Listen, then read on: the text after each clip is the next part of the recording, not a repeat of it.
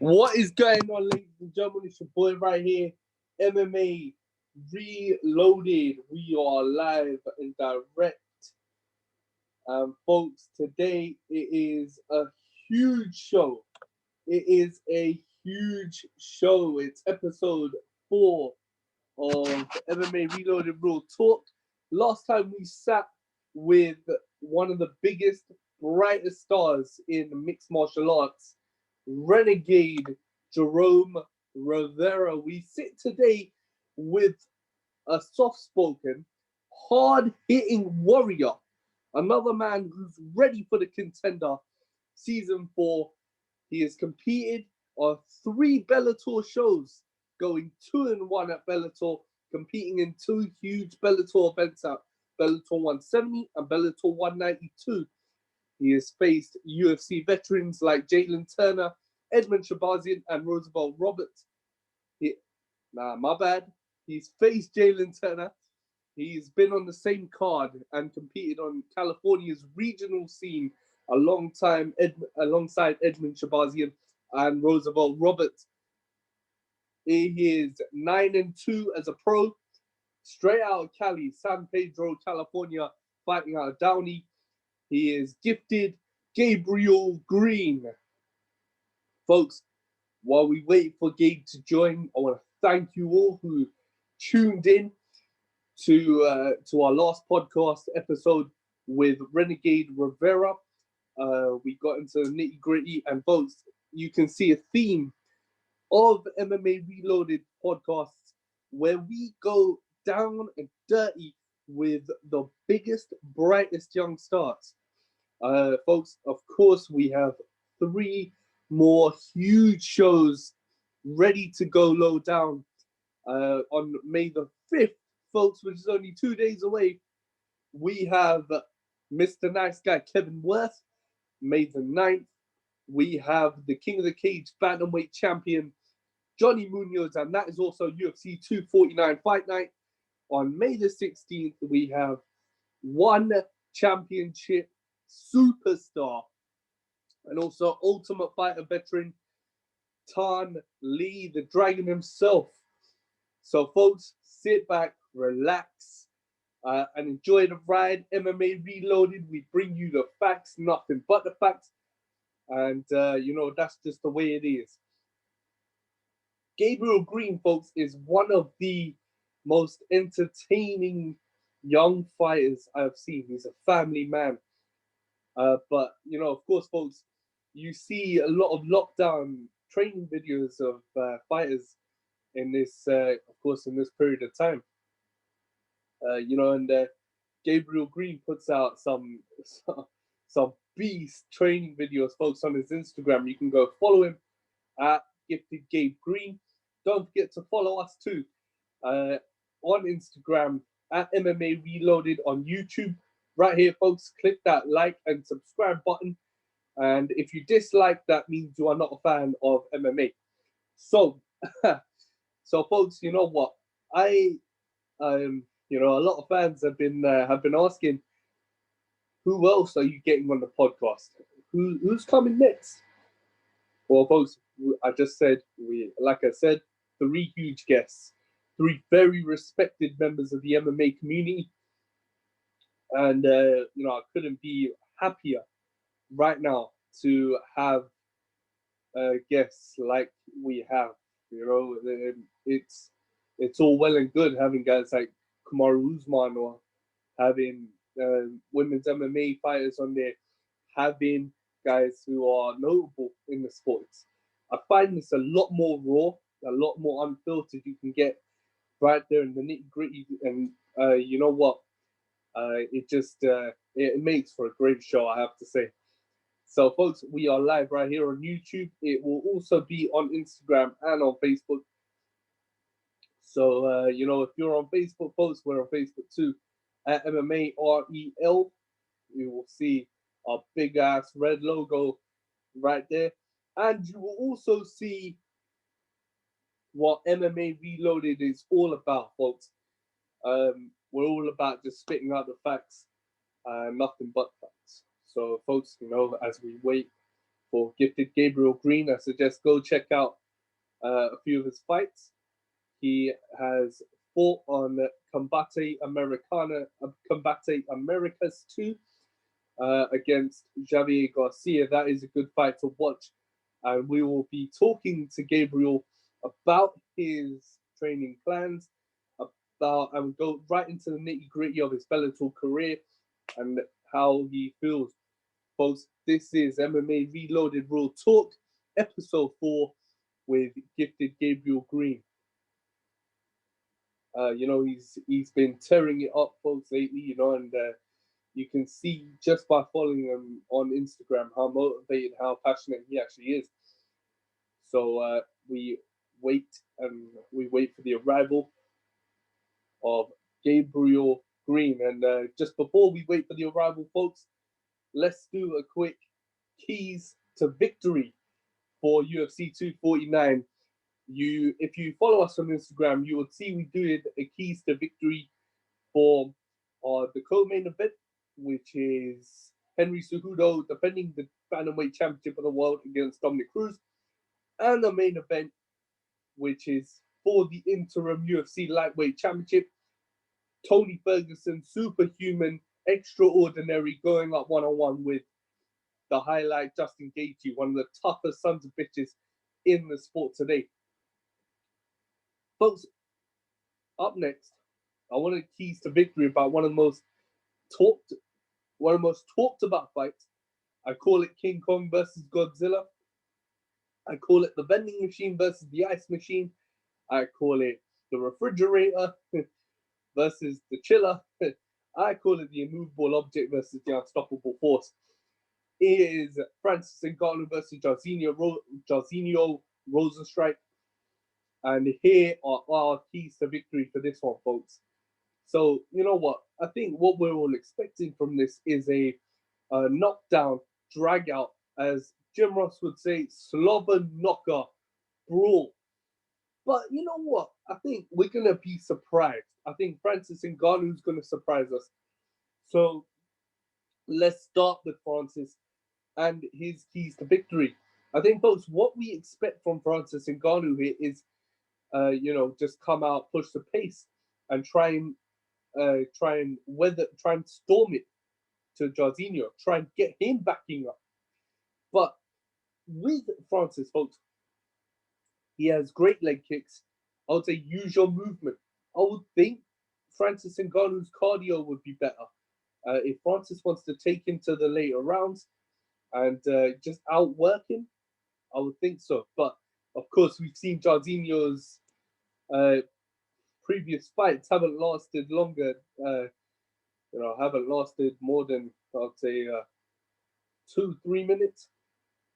So, folks, it's going to be hard for Francis to push Jairzinho, of course, with the power. And you know what? You could see how both these guys are as fighters. We've seen Jairzinho's power. We haven't seen him be as patient.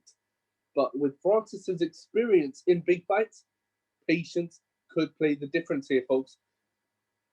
And Francis Ngannou needs to know that being patient is that is so important. You can sort of with Francis, I would say keys to victory: use your movement, circle, don't push the pace straight away, circle it, hold back for a while, hold back, and I would say be first. But it depends. Be first with Francis has a great inside leg kick. Great inside leg kick, great outside leg kick. I would say start off with your leg kicks.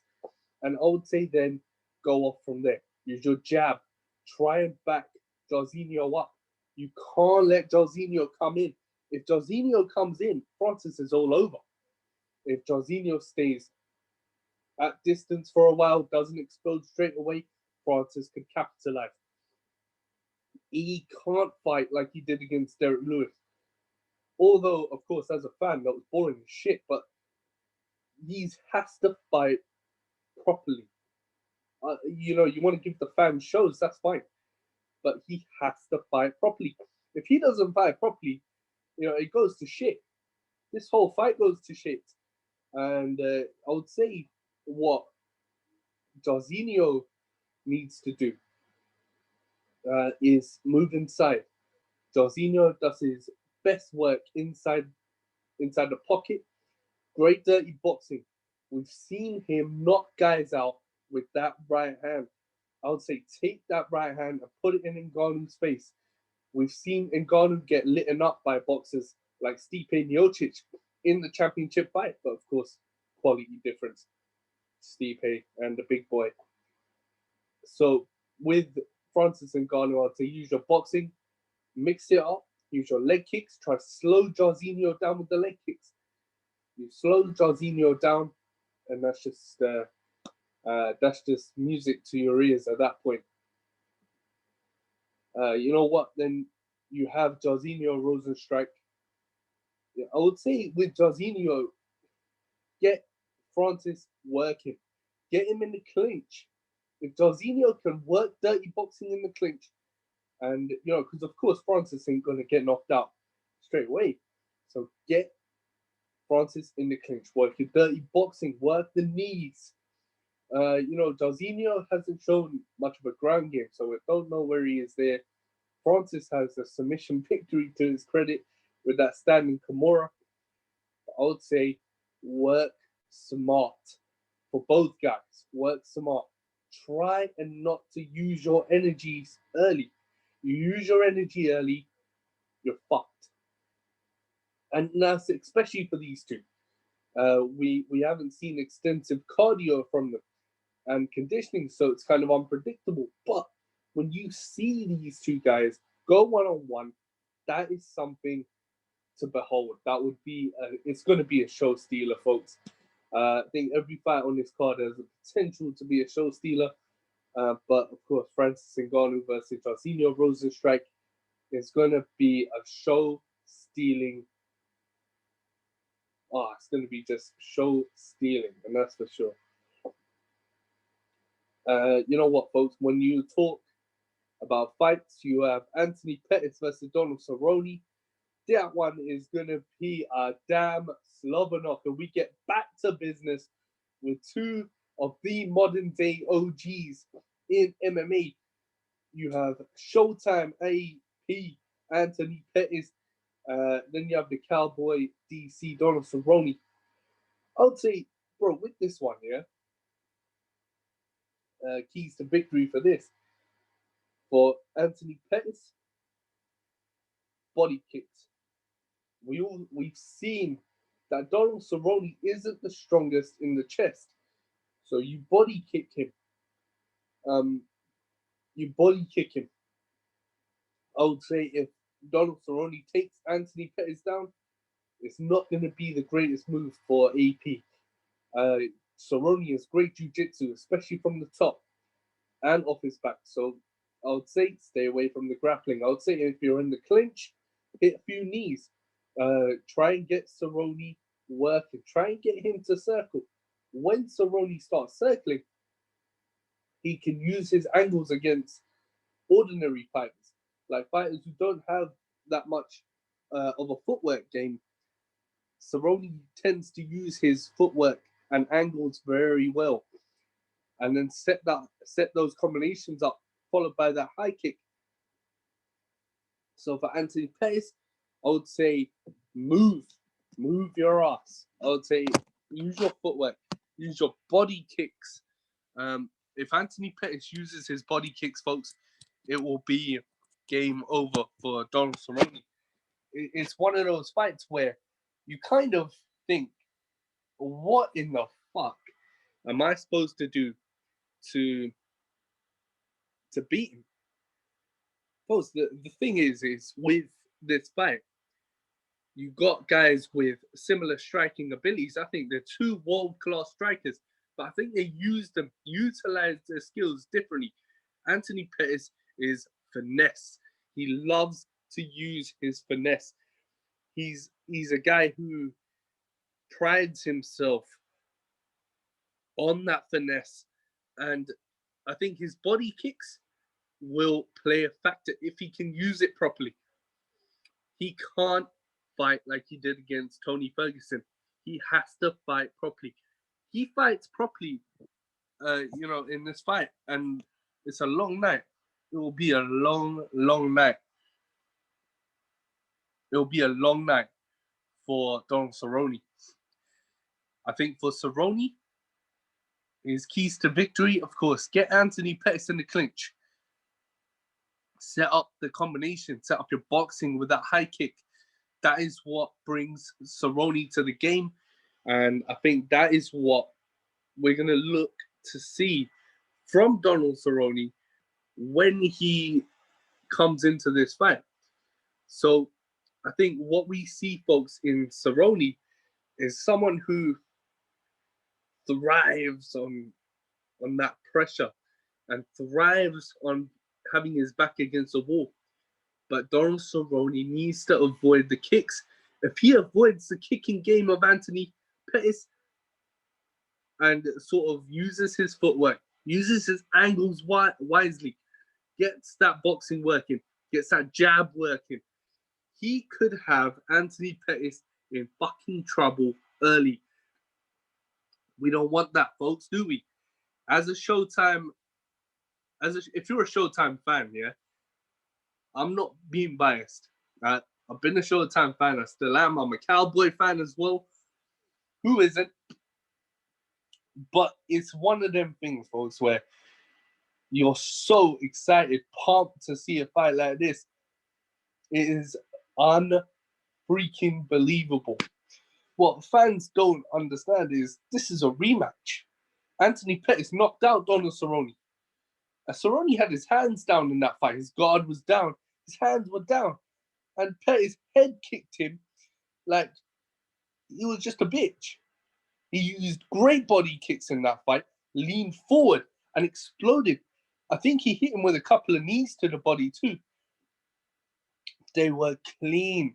They were clean. And we've seen since then that Cowboy Cerrone isn't the strongest in the body, in the chest region. I would say if Anthony Pettis can get that body kick working, if he can work his jiu-jitsu off the bottom, I'll say work it. There is no guarantee though. You're fighting a legend. But you also look for keys to victory with momentum. So momentum is going to be so important in this fight. It's one of those things that you kind of think, holy shit, momentum is just is such a big thing. And with Cowboy coming off a loss to Conor McGregor, how will Donald Cerrone fare? How will he with that pressure? Is he going to crumble? Is he going to crumble under that pressure? That is something which, you kind of feel is going to affect this fight. Is he going to crumble under the pressure? Who knows? Who knows if he's going to crumble? You know what, folks? You kind of you feel that way for Gabriel Green. You kind of feel that way, for Cowboy Cerrone. How is he going to crumble under the pressure? Is he going to crumble hard under that pressure? Is he going to say to Anthony Pettis, look, man, I'm ready to go one-on-one right now and do what we know Cowboy can do, and that's kick ass? Folks, we are just about ready. Just going to go off for 1 sec.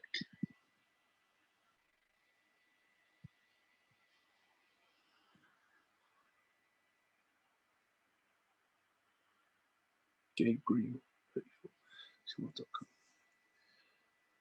Folks, we're back live.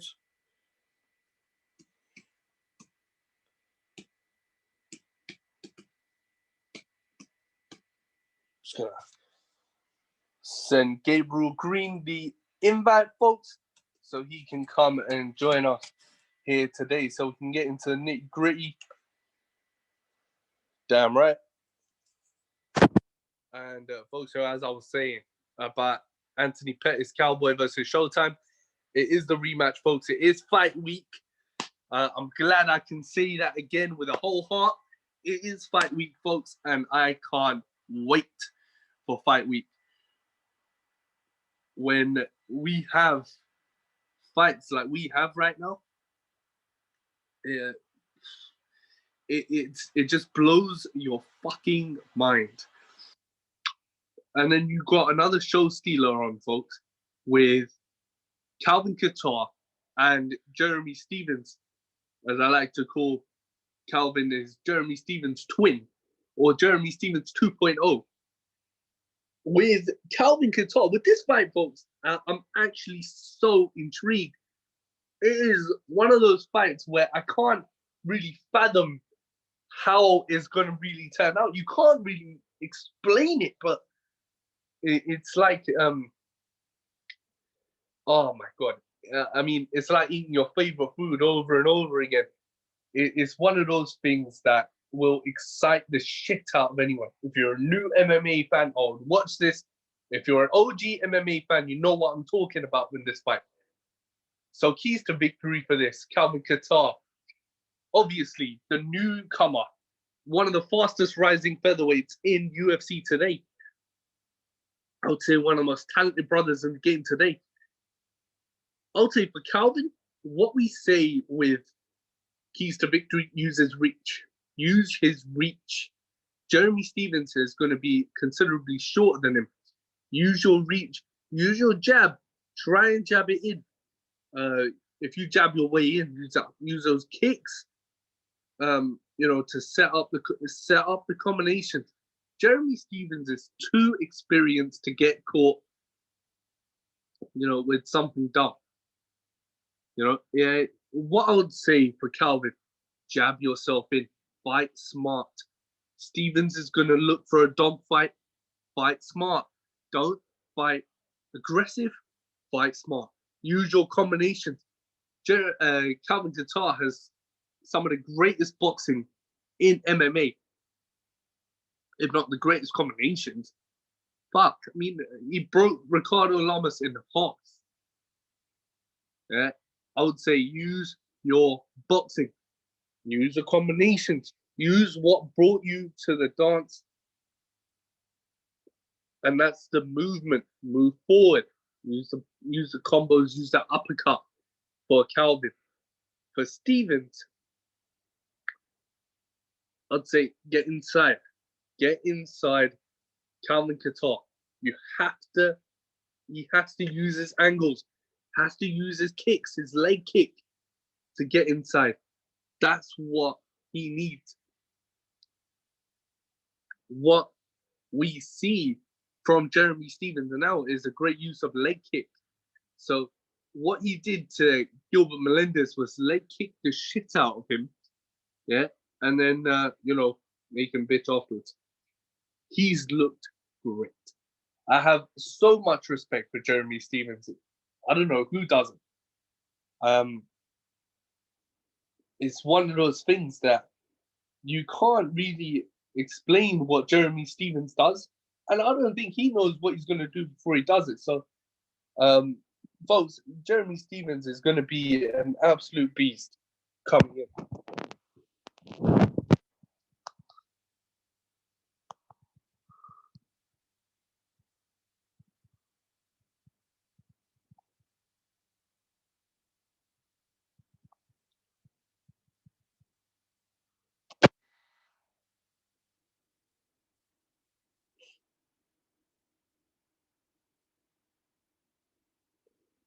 And folks, we still await the arrival of Gabriel Green. Fashionably late, but, well, nah, he's not actually. We okay with that. We're okay with the timing. Yeah, man. I mean, folks, keys to victory, keys to victory. But when it comes down to the show of shows in Jacksonville, Florida, it's going to be a show-stealing, ass-kicking, KO, submissions. I think we're going to see it all in this one, folks. A slobber knocker, drag down, fucking. We're going to see all that drag down shit You know what I'm saying? And I think we're going to see a show that MMA fans are going to be proud of coming in. Because, you know, folks, with these uncertain times, with lockdown starting to ease off, but that scare and the fear still being there, it sort of resonates with you that, oh shit, we got UFC to look forward to, or whatever you look forward to, guys, whether it's a different show, whether it isn't TV at all, whether it's just family, you know, you feel good having that, having something to look forward to. And man, for us, UFC 249, we have that to look forward to, folks. And that's for sure. Gabriel Green is set to join, folks. So let's give him well, not a round of applause. I was gonna say a round of applause. My fault. MMA Reloaded makes the stars feel welcome. I'm the real babysitter to the stars. Yeah. Let's get it going. You know what, folks? When we have guests like that, we have guests like these, man. I love it. And like I said at the beginning,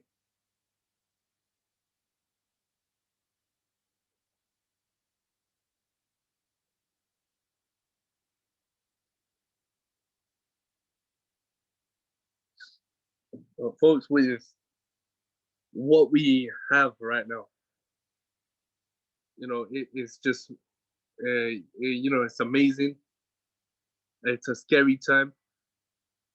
And of course, my heart goes out to everybody who has lost a loved one. Of course, I can't relate, but you know, I know everyone's just waiting to get out and get back to normal. But you know, who knows when that's actually going to be? Scary time, and I think it will be uncertain, but we could be almost there, folks. So we just wait the arrival of gifted Gabriel Green. He is worth waiting for, folks. So I have no problem waiting to Gabe.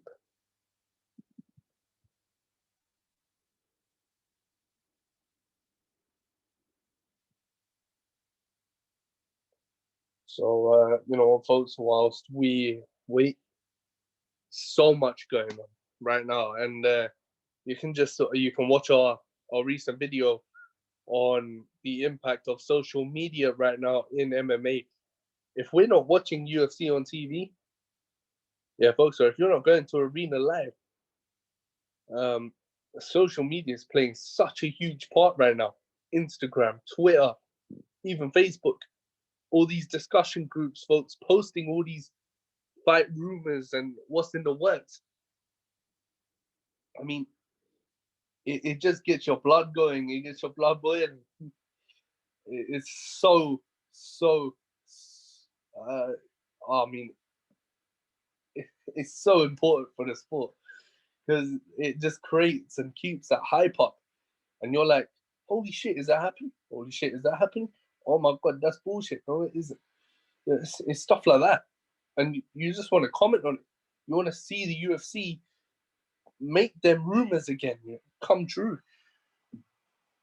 You know, and you know, it's just one of these things, man. As we just wait up for gifted Gabe Green.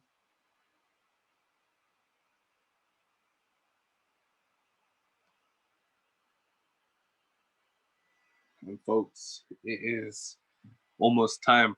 I hope you're set. I hope you're ready because gifted Gabriel Green is coming through and should be coming through in the next few minutes.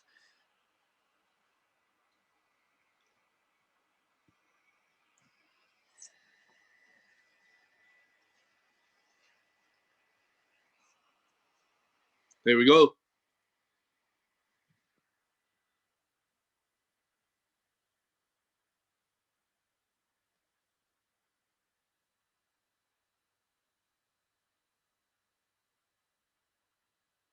Gabe. Gabe, what is going on, brother? What's up, man? I'm chilling. How are you? I'm doing good. I'm doing good, my bro. How's it going, man? Of course, lockdown and quarantine. How's it been going for you, bro? How's the family? Everyone's good. Yeah, we're just chilling, locked down, not much else going on. I mean, all I do is work out all day usually, so I just been going on runs and stuff. I mean, Just trying to stay in as shape as possible. oh, straight up, man. It's that's so important, bro. Is to keep healthy during that time. And I've seen your Instagram, bro. The backyard workouts, and the flying knee on hitting the backyard. Yeah, I uh, mean, I'm lucky enough to have like a spot where I can do all that stuff still, cause yeah, man. Otherwise, I'd go crazy just being cooped up somewhere, move around too much. I hear that. I hear that, bro. It gets a bit too much after a while. First of all, I want to thank you for joining us here, MMA Reloaded, Real Talk. You know what, man? Before you joined, I gave the fans a little introduction of who you are and why they call you gifted, bro. um, you know what, man? 9-2 right now. 3 Bellator events under your belt, and you tore up the California scene at CXF. How does it feel, bro? Because obviously you competed at Bellator, man. Bellator is a huge stage, uh, and Bellator 170 and 192, two huge events, bro. Did you feel the pressure coming in? Not really, man. I'm just really happy to fight. I enjoy fighting more than anything. It's like the love of my life. So yeah, it's no pressure. I'm in there and I'm just happy to be there. I'm not even really thinking about the crowd. I'm not thinking about a bunch of people being there. I'm just going in there trying to fight, just happy to be in the cage doing what I like to do. And that's the attitude of a champion right there, bro. Thank you. Uh, you know what? Going into your Bellator, man, you won your Bellator debut at 160. As impressive a performance as I've seen from you, bro. And then you went into I know you fighters don't like hearing about this, bro, but Bellator 170 against Jalen Turner. Yeah, bro. You came in. You two guys were two of the youngest standouts. You were 3-1 coming into that fight, coming off a loss. How do you remember? Do you remember what happened in that fight, bro? It was Bellator 170. No, yeah.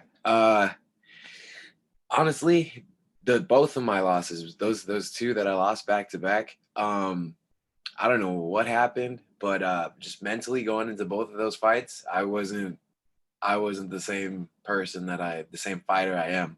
I was yeah, I was just off both of those fights. Even watching the fights when like I see myself perform, it doesn't like look like me at all.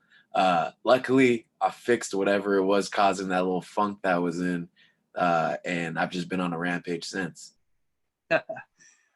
Bro, and what a rampage it's been, man.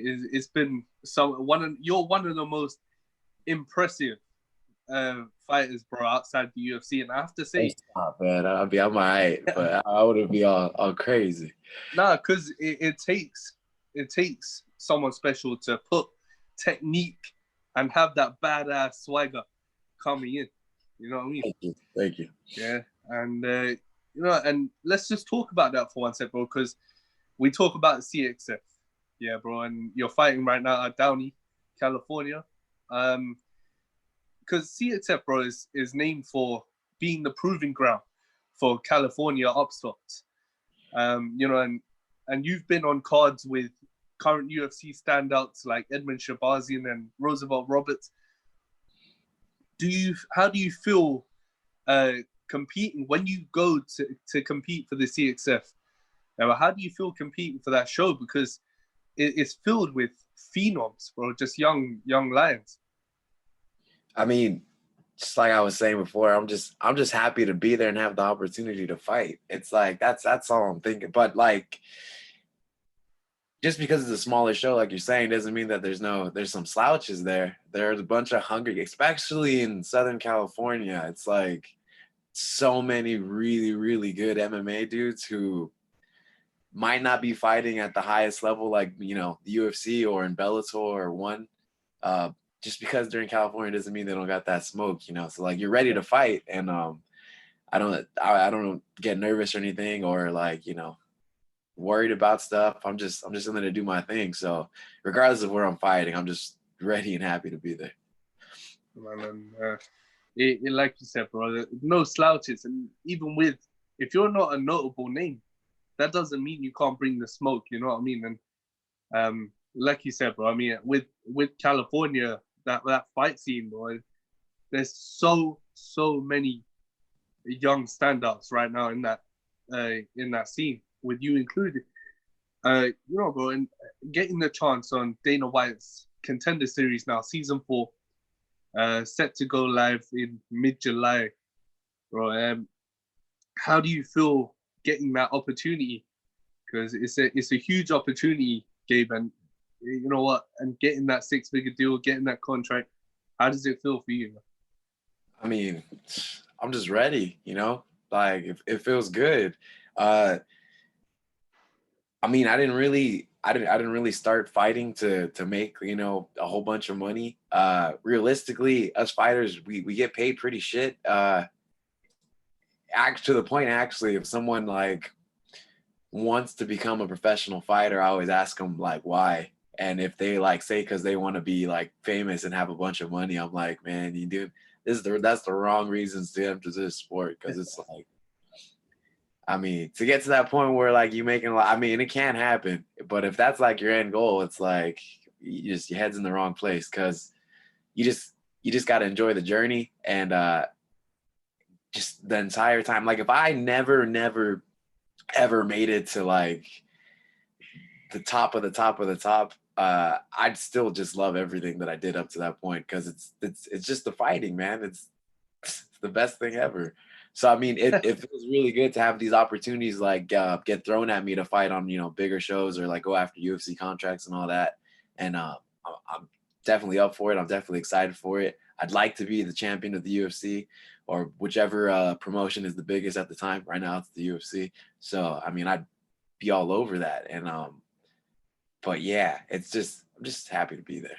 That's just feels, but it does feel good, because I mean, I have been working hard. I had to take my little layoff with injuries and stuff like that, but I never really stopped training. So it definitely would feel good to like get to that top spot after putting all those hours and stuff in.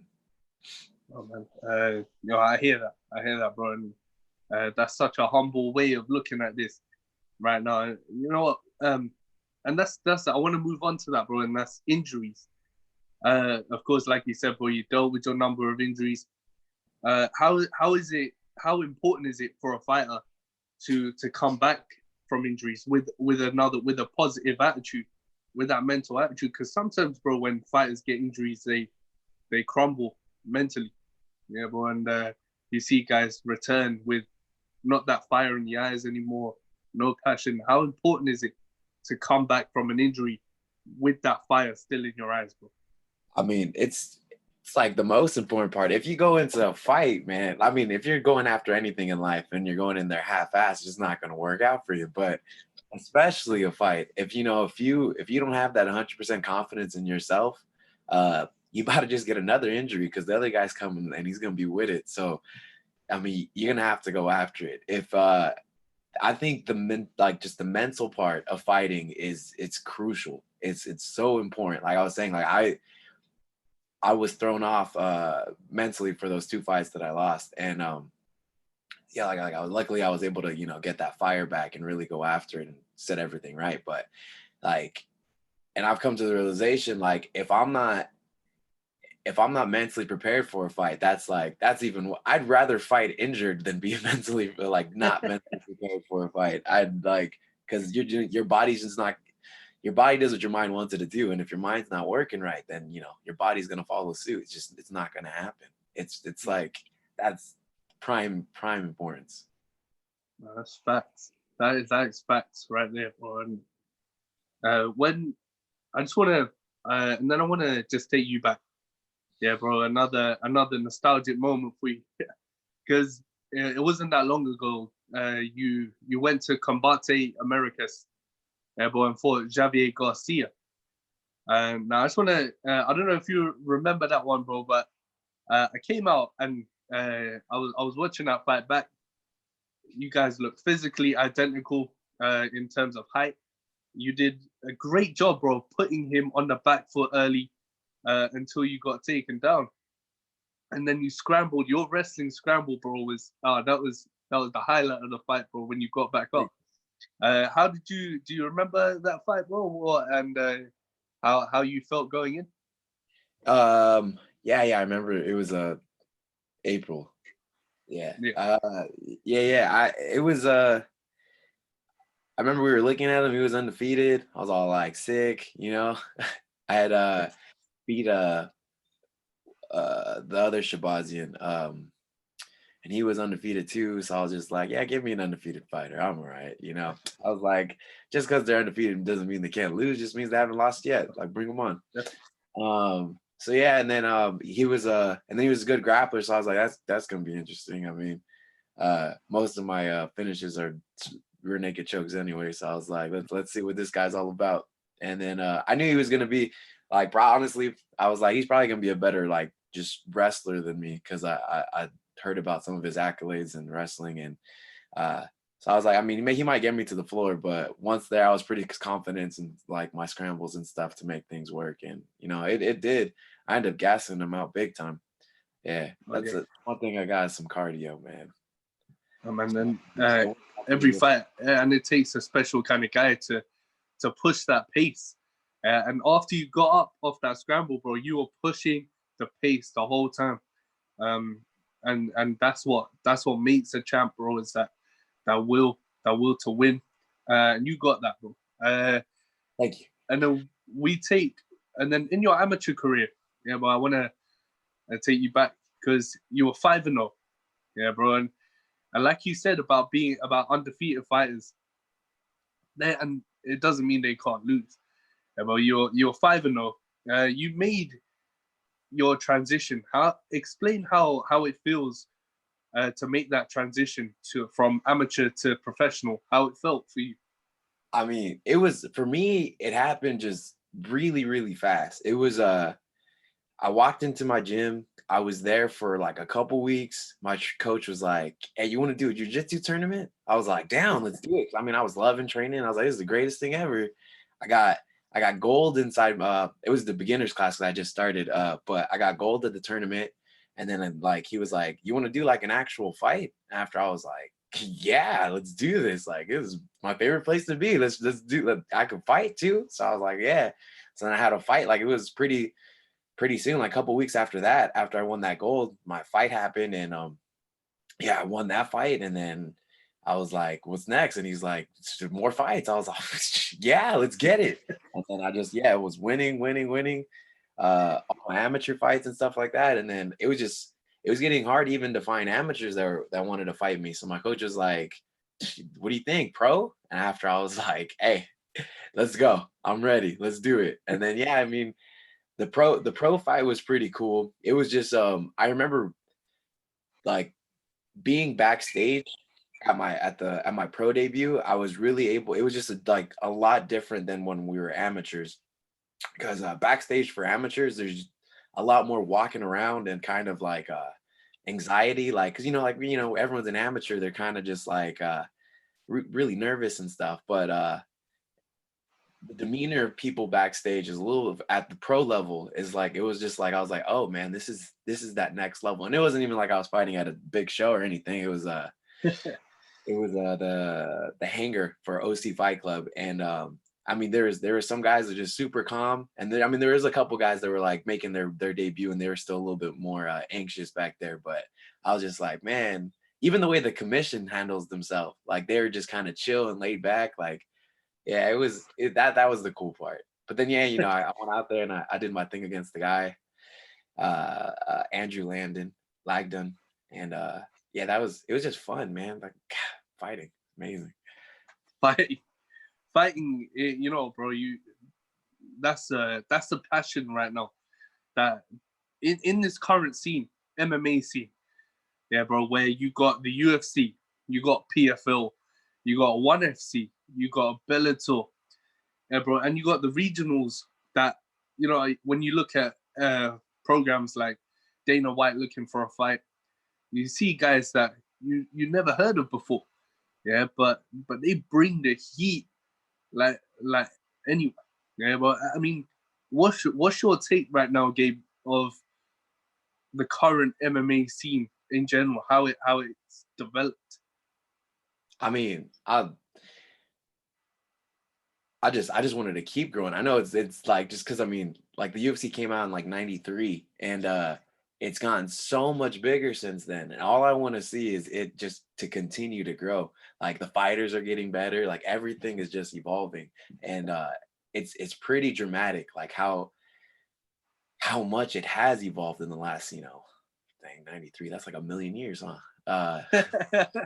27 years. It's like that's crazy. But you know, I'm all down for it. I'm all game for it. It's evolved. I'm excited to where it's gonna be. You know, like even way after I stopped fighting, like it seems like sky's the limit for MMA. It's crazy. um, you know, and that's so true. You know what I mean, bro? And it's one of them industries that it's timeless, yeah, bro. Because martial arts is timeless. Yeah, bro. Over hundreds of years of tradition, and now you get to see that tradition in the sportsmanship, in the electrics and the showmanship. You know what I mean? And bro, I wanted to just touch on that because a lot of it right now is being, you could say, being tainted by shit talking. Yeah, but and what's your take on talking shit? Because I fighters think, right now are using it to build big fights and you know, yeah, rocket boost their careers. causing extra drama that they naturally wouldn't cause. Trying to be relevant. I don't know, man. It's like I think if you're a shit talker, talk shit. But if you're not, don't do it. Like, cause it comes off very, I like when people are genuine, you know, like when they're themselves. And if you're not a shit talker and you're trying to talk shit, it just doesn't sound good. It's like like it seems phony. So I think like if you're a legitimate shit talker, go ahead and talk shit. Be you. Don't change who you are as a person, man. If you're a shit talker, you go be the best shit talker you can be. But if you're a nicer dude and you're trying to, you know, talk shit, I mean, I get that it's like, you know, you're trying to be like get some what's the word I'm looking for? Some cred. Yeah, yeah, you know, you're trying to get out there and just Yeah. add some little stuff to your name to, you know, make some headway, make some room and stuff, make some waves. But I mean, you can do that stuff without, you know, being unnatural. Cause it just sounds corny almost when someone's not a shit talker and they're trying to talk shit. It's like what are you doing, man? Like, I don't know. I mean, I'm not a big like shit talker myself, but I grew up in a family where everyone kind of, I mean, we talk shit to each other. Like it's just like it's how we say we love each other. So I mean, it's not like I don't like just come out and shit talk for no reason. But like if someone comes at me, I'm a little witty and I can come back a little bit. So and I'm just not gonna stand there and take it either. But that's gonna be genuine because it's me. It's who I am. I don't really ever start things for no reason though. But like yeah, if a guy's just going out there and just saying a bunch of dumb stuff just to be heard, it's like come on, man, like stop. You know, bro, when you shit talk, yeah, or when a fighter shit talks, like, bro, in the UFC right now, Tony Ferguson and Khabib were recently exchanging shit talk before, of course, before the world went into lockdown. And bro, you could see that Tony Ferguson wasn't a born shit talker. Yeah, bro, they're both not. But Yeah. he is still such a supernatural athlete, bro. And you know what? We've seen legends. Yeah, bro, come into the be champions and Hall of Famers without talking shit. GSP and Anderson Silva, Right. guys like that. Yeah, bro. And do you feel that it's necessary right now? I mean, like you said, it's, if you talk shit, you talk shit. But if you're not a born shit talker and you just want to make yourself look exciting, yeah, bro, but you end up getting knocked out. Was it is it necessary to talk that smack? I really don't think it's necessary at all personally. But you know, I mean, if people they're trying to make money, like I said and stuff, it's just like I mean, I wouldn't do anything out of character. But I mean, that's me. I'm gonna be who I am. If someone doesn't like me for who I am, it's like, well, whatever. I'm gonna be me still. You can not like me then, man. It's not a big deal. Be honest with us, Gifted. Have you talked shit about an opponent? Like, honestly, not really, man. I've never there was only because everyone I've never really had a problem with anyone I fought. But I'm going out there just trying to like honestly, I'm happy when I fight. Like I was talking about, so like there's nothing for me to be mad about. I'm like, man, I'm out there cheesing, smiling, like just like, yeah, I get to fight, pointing at people when I walk out, like, hey man, look, I'm about to do something. Watch this, it's gonna be cool. Like it's not there's like no kind of anger or malice going through me, like whatsoever. I think there was one time when I was an amateur and it was for the title fight, and the guy who I was fighting told the promoter, who am I gonna fight after I win his belt? And at that point I was just like excuse me. Like, okay, all right. But it wasn't even like I just like looked at him and I was like, all right, man, you know, for sure. And then like I choked him out in like the first round. But it was it was I played with him a little bit. I like was squeezing, and then like he was gonna tap, and I like let go, and I hit him a couple more times, and I squeezed him again, just to like really let him know, like, you know what, you're not gonna have another fight. This is my belt, you know. But That's that confidence. that was the most amount of like being mad or like angry at my opponent that I've ever had. Other than that, but that was just more so like, you know, on principle, you know, like that's the respect. Like you really thought you're gonna walk through me? Like, nah, you're not. But it's that, I mean, then that's no shit talking. I just did it inside there, you know. But I mean, if someone was like really legit, and then I've never had anyone just like shit talk to me either. Like if someone was really shit talking to me, well, it probably wouldn't bug me, honestly. They'd have to say something about like I really don't care what anyone says about me personally. But like, I mean, some of those guys are mean when they're in their shit talking. They be like talking about like kids and mamas and stuff. I'm like, wow, Oh man, man. you fighting me? What are you bringing them into here for? Uh, that might get me a little more heated than if someone told me something. But I mean, guys are wild. I mean, you know when bro, when you talk shit, yeah, bro, of course it can skyrocket a career, like you said, and it could be a money making tool. But the fighters that are genuine, they're the real ones, yeah, bro. And you know, like you said, a bit of confidence, a bit of swagger in there, bro, isn't a wrong thing, isn't a bad thing. Um, and then as we move on, yeah, bro. Like you said, you know, bro, most of your wins are by rear naked choke. You feel comfortable on the ground. But I've seen in your fights that your striking isn't too shabby, man. It's you. It looks like you've improved and you're still improving on your striking. Yeah, but how do you feel? How important do you think it is for a fighter to be well-rounded in this current scene in MMA?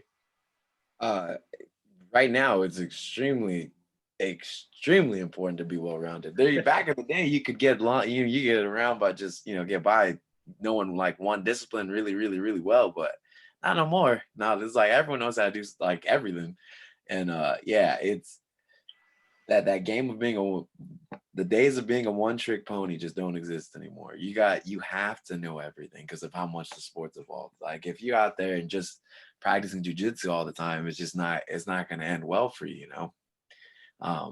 Yeah, so I actually like striking more than I like jujitsu. It's just I usually hit the guys a couple of times and then they shoot on me, so then I take their back because more than anything, I'm an opportunist. You give me your neck, I'm gonna take it. So I mean, it's like you have to right now.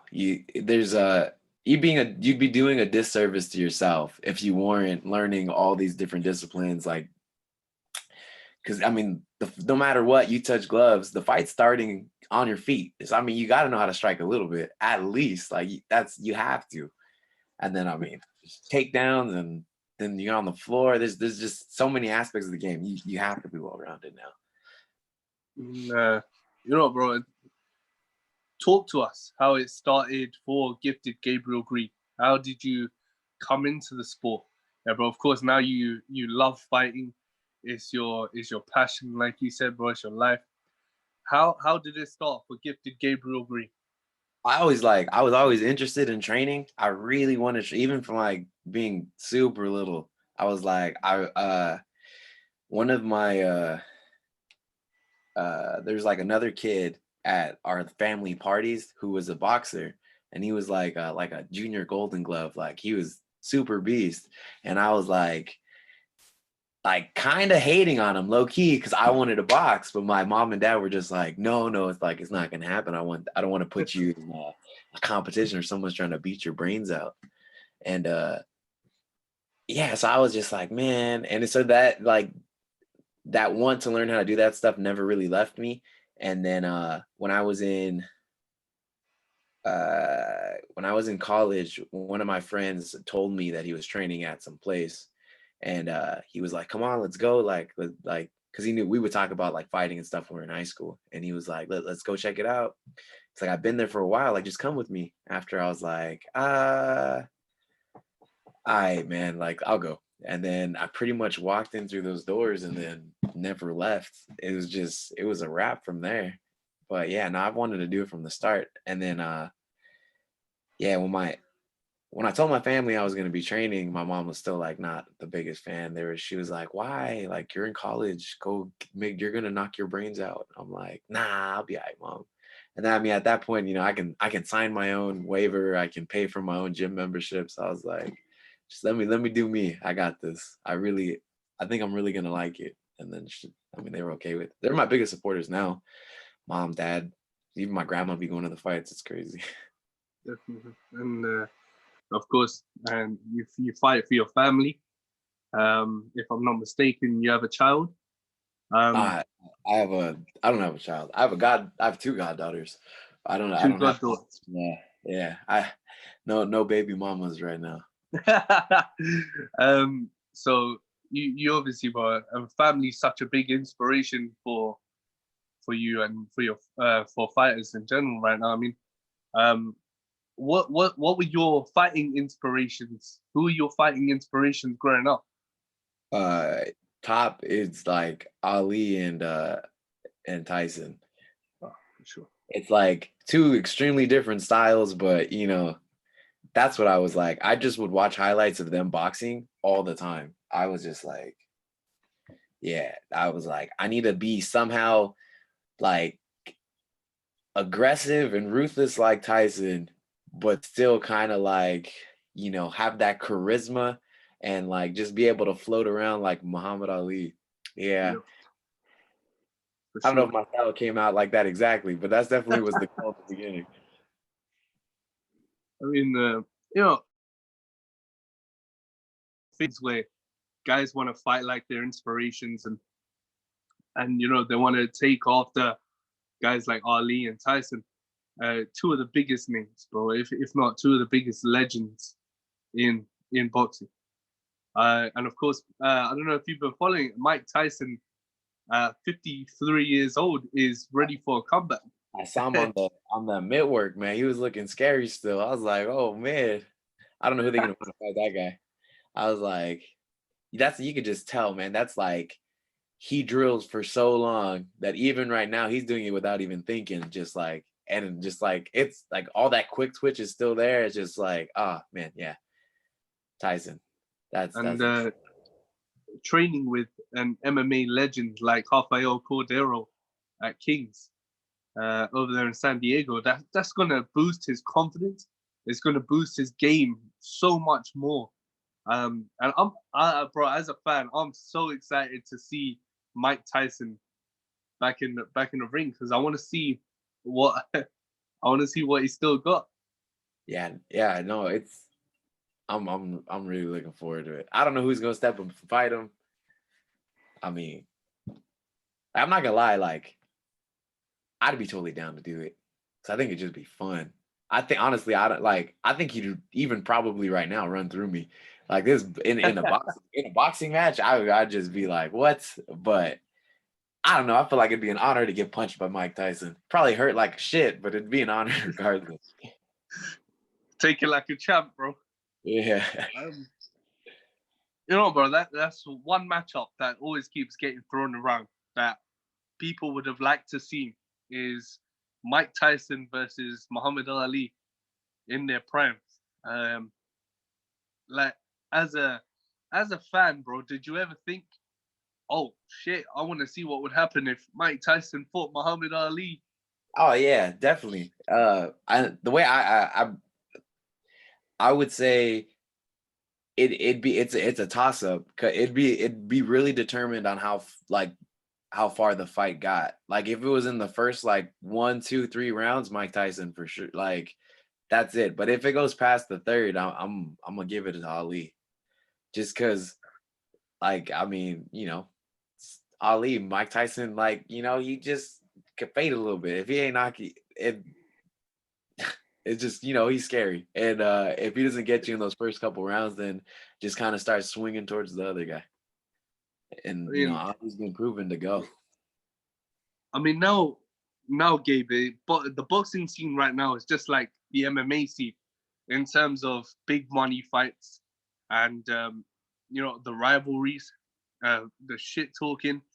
But for me, right now, bro, pro boxing right now is filled with so many young lions. Of course, led by Floyd Mayweather, who's left such a huge trailblazed path for guys like Errol Spence Jr. and Sean Porter and Adrian Broner and guys like that. What's your take right now on the boxing scene right now? Because you've got Tyson Fury in the heavyweight division. Yeah, you got Porter and Spence Jr. and guys like that in the lightweight. How do you take it, man? What's your take on it? I mean, I'm a fan of all of it. It's like I'm just happy that guys are out there and able to fight still. Boxing's amazing. Like honestly, I didn't even really know about MMA until I really got like I mean, we'd watch fights at like my family's house every once in a while, but I grew up on more of like they were more boxing heavy than anything. Like I said, the other little kid in our family was a boxer and stuff like that. So we really like grew up just like watching like boxing events more than anything. I remember I saw my first real like experience like seeing like someone even do something that was like not punching someone in a fight was like in high school. I like walked by an alley and 2 kids were fighting and one of them threw a leg kick.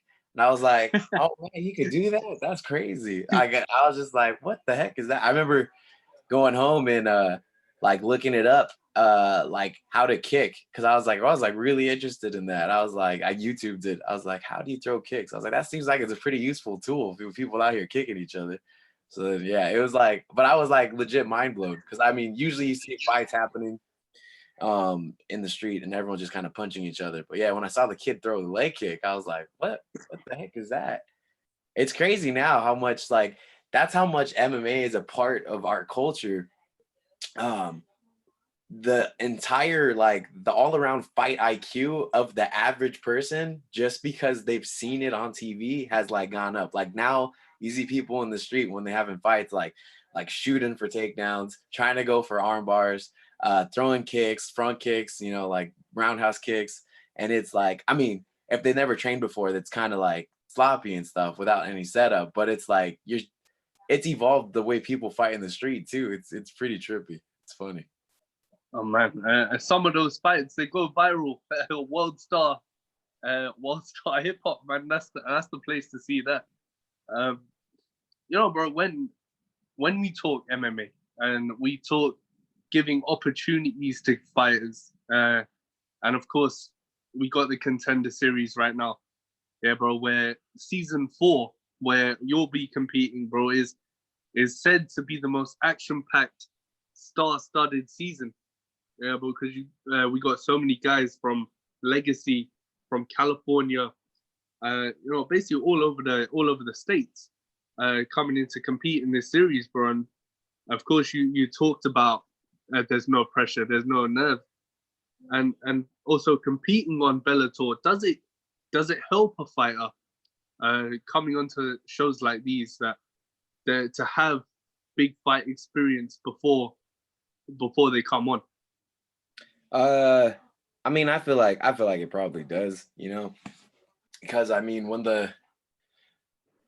it's very person to person, because like sometimes guys walk out there and they see the lights hit them, and it be, you know, like even going from what amateur was to what pro was, like that jump, like so many amateurs just kind of freeze up because they're not used to like just the whole walkout is different, you know. They really put on like just like there's so much more showmanship.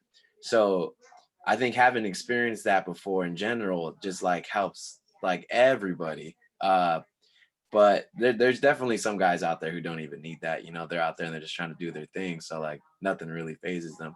I actually enjoy the walkout a lot. It's I mean, it's not as good as the actual fight, but it's pretty awesome. Like, you know, you walk out and all the lights are on you and you start just, you know, waving at people like, hey, look, you know, what's up, man? Come and talk to you after the fight. Like it's just soak all that up. It feels, I don't know. It's fun. Oh man, on your walkout, bro. What would be your walkout song of choice? Walkout song. I don't know, man. It changes all the time. I've done more like gangster and like walked out to Oh, DMX like a bunch of times. I've walked out to uh Jesus Walks. I've walked out to Stronger by Kanye. I've walked out to Party in the USA by Miley Cyrus. I've walked out to it's just, you know, it's just it really feels like it's all based on my vibe. Because I mean, it's like we were talking about earlier, is that mentality, like that mindset, you know, like whatever song gets you in the spot that you need to be is the song to do. So I don't really fight whatever I'm feeling, you know. If I'm like in kind of like I'm here and I'm just trying to have fun move, it might be something a little bit, I might throw out some Taylor Swift. But if oh it's like snap! if I'm coming out there more like, all right, like I'm just gonna kill this guy right now. I'm gonna come out with a song that's a little harder. It's all gonna depend on my just, you know, how I'm feeling. I'm not gonna try to fight that. I'm just gonna go with however I'm feeling and then do what I gotta. I mean, for sure, man. I mean, we've seen some funny walkout shit over the past, like Colby Covington using Kurt Angle's theme tune to walk out with, and you know, shit like that. I mean, it just portrays some walkout music either portrays the bad guy or the good guy. Conor McGregor's walkout, you hear a huge pop come out with that one, and you know, I mean, DMX is a classic tune, bro, to walk out to. Anderson Silva rides out to DMX right now.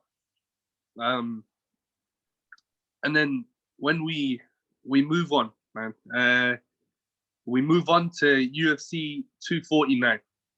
And right now, Gabe, is fight week, uh, Jacksonville, Florida, and of course, in these troubling times, bro, and of course, uncertain times, and my heart goes out to everyone who's lost their loved ones. Um, we see, we see a lot of criticizing, a lot of critics on Dana White, um, that he's actually busted his ass to move around the system and find somewhere to put on a show. What's your take on all that, bro? Do you hate on it? Do you love it? Do you love the effort? No, I mean, I love it. I respect him for it 100%.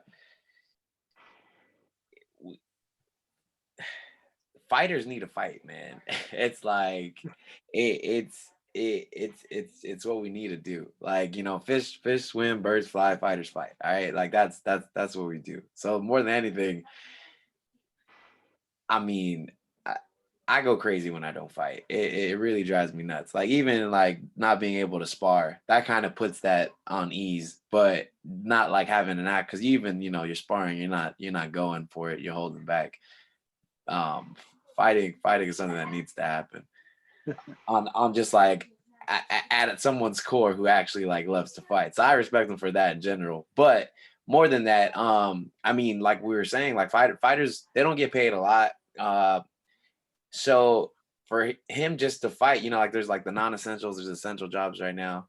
He's just trying to look out for his people who need money, man. Because like all them fighters got families and stuff too. They're trying to take care of their people, and it's like he's just trying to put food on their plate for them. I mean, so yeah, we got to do a job, and we got to go out there, and we got to go win still. But he's just looking out for his people. I know, I respect him for that, 100%. Damn right. I mean, you got guys like Bob Arum tell Dana White what he thinks. Yeah, I mean, personally, bro, I mean, I don't give a shit what Bob Arum thinks. Yeah, because I don't see Bob Arum trying to bust his ass to do shit like this. Yeah, bro, and he's hating on Dana White. I mean, bro, I mean, that's unnecessary. It's some schoolyard bullshit, bro. It's just like talking shit. Some people like to be heard. They just want to throw some stuff out there so they can cause some. I mean, bro, I mean, we dig deep into the event. Yeah, get the fucking shovel and dig it. You got two main events. Yeah, bro, 2 championship fights, huge fights. Yeah, bro. First the bantamweight championship on the line. Dominic Cruz is back. Yeah, bro, and uncrowned King of Kings of the bantamweight division against Henry Cejudo. Yeah, I call him Triple Douche, Triple C. Yeah, but what's your take on that? Because there's a lot of critics saying that Aljamain Sterling should have got the shot, or Petra Yan should have got the shot. What's your take on that, Gabe? Honestly, I think Dominic Cruz is just gonna win. I'm a Dominic Cruz fan, so I'm extremely biased. I'm just happy to see him fight again. But I mean, it definitely sucks when you're putting all that work and then someone comes out and then all of a sudden they give him the shot instead. But it's a little different with Dominic Cruz, like it's not like he's like extremely irrelevant, he's went out there, he's done the thing, he's been champ before, and if people want to see him fight, especially for the title, it's like, all right, well, that's what the people want. You gotta give the people what the people want. That's what it is. Brian, I think a lot of fans want to see Dom win. It's I think Henry Cejudo is just getting a bit too much right now, bro. It's like we said, it's like we've been talking throughout the shows. That shit talking, bro, isn't necessary all the time. No, it isn't. And I think that's going to come back and bite Cejudo in the ass come UFC 249.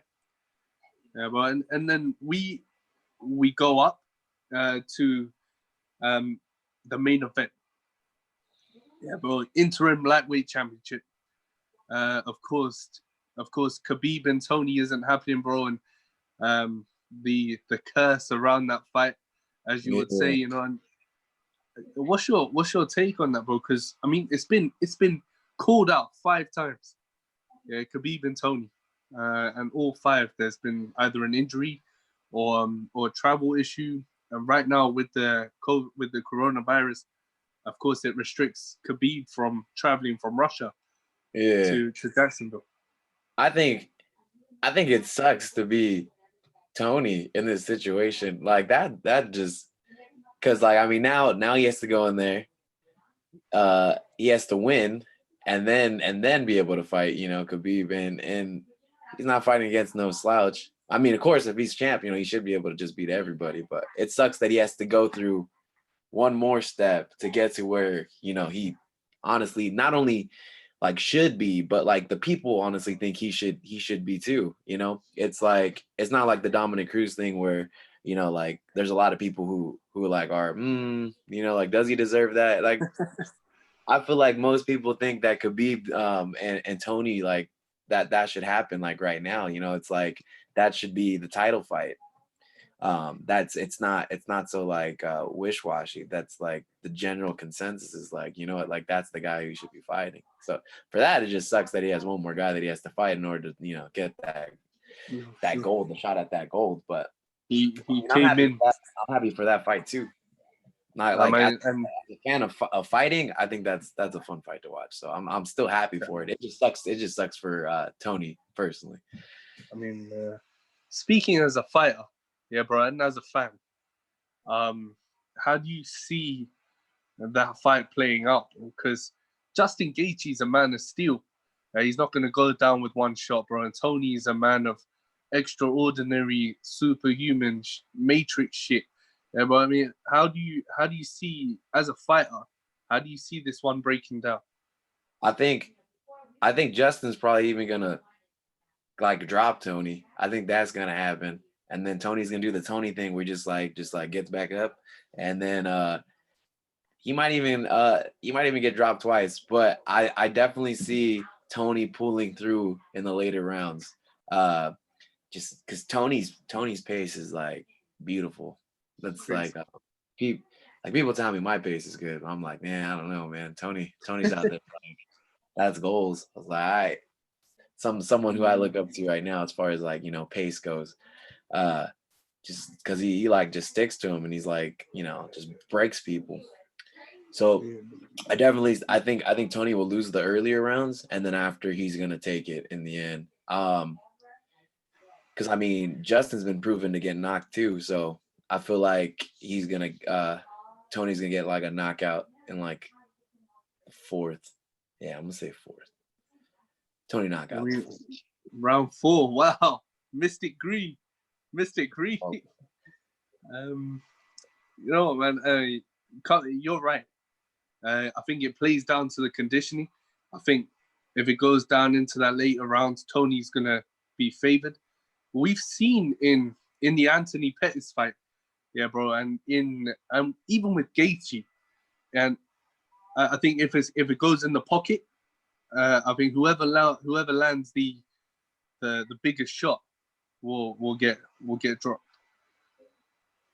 Yeah, and I think Justin's got more pop and power on him too. So that's like I can totally see Tony getting dropped earlier, but it just, you know, I don't know if what it is. He got will or just that fight or die mentality, but he just like gets up sometimes where I'm like, wow, you got hit really hard. I respect that. I mean, I know you viewed our story where we did the keys to victory for Cejudo and Cruz. What's your take? How do you break down Cejudo versus Cruz? Do you think Cejudo needs to use his wrestling? Do you think he needs to stay inside and not give Cruz the opportunity to hop around the cage? See, I think the way that that Cody fought Cruz was perfect, because the thing about someone who's moving around all the time is in order to hit you, they got to get back in front of you. So all Cody did was wait and then just watch, didn't get mesmerized by it. That's when you to fight Cody to fight Dominic, that's what you got to do. You just don't get mesmerized. And it's pretty hard because it's kind of like he's like a snake charmer when he's just going around, you kind of just get hypnotized. But when you're right there and then just pick your shot and fire, it's like, because I mean, and it's a hard thing to do because his movement is so like, well, to us looks sporadic and doesn't make sense, but he definitely has it down and he knows what he's doing. So like if Triple C is able to do that same thing that Cody did and it just kind of like not get mesmerized by it, and he doesn't necessarily have to find that that one shot that Cody was getting, but when his feet like line up in whatever position he is and he's able to get that takedown and just control him right there, then I mean, that's how he wins. The key is just going to be not to get mesmerized and just like wet, because he's moving back and forth, but he just, as soon as he comes across that middle, that's when he has to pull the trigger and go get it. I guess if when you watch the Cody fight back, yeah, bro, and you see how Cody sort of cornered D Cruz, yeah, and sort of and used his wrestling, he used his boxing combinations, he countered the angles of Cruz so well. I think you're right when you say Cejudo needs to fight like that. I think the height and the build of Cejudo and Cody is quite identical. So I think it's so important for Cejudo to do his homework in that one. You know, bro, you look at the UFC. I mean, like you said, bro, my respect goes out to Dana. When you look at four promotions right now, the UFC, you look at Bellator, ONE FC, PFL, bro. PFL have the Grand Prix, the tournament where your prize is the $1 million and the title belt. After getting to know you, bro, and talking with you, I think your pace and your style, I would love to see Gifted Gabriel Green in PFL. I think you would run that gauntlet. So that would be something to watch, bro. I mean, how do you follow the promotions, bro? Yeah, I mean, I'm not like super. Honestly, I'm not. I don't even like when it comes to MMA in general. Like, instead of being so much focused on what all the other fighters are doing, I mean, of course, I come across it because like the people I know are always talking about it, and then like I follow their pages on Instagram and stuff like that, and other people I follow are always posting about it, so I'll give it a read every once in a while. But instead of being so much focused on what everyone else is doing, I kind of focus on just making myself the best fighter possible. Because so it's like, I mean, I follow, but it's not like I'm a super mega fan. Gotta know what everything happening at every other time is. I tend not to worry about all that stuff so much and just worry about making myself a better fighter every day more than anything. I'm busy inside my own cave, my martial arts mountain, just trying to become a better me instead of worrying about what everyone else is doing. That's a great attitude, bro, and amen to that, man. As we wrap it up right now, bro, I hope you stay healthy and you stay safe as we ease out. Keep training, bro, and keep posting that up on IG. It's fun to see the backyard workouts of Gifted Gabriel Green. Man, I know why they call you Gifted now, man.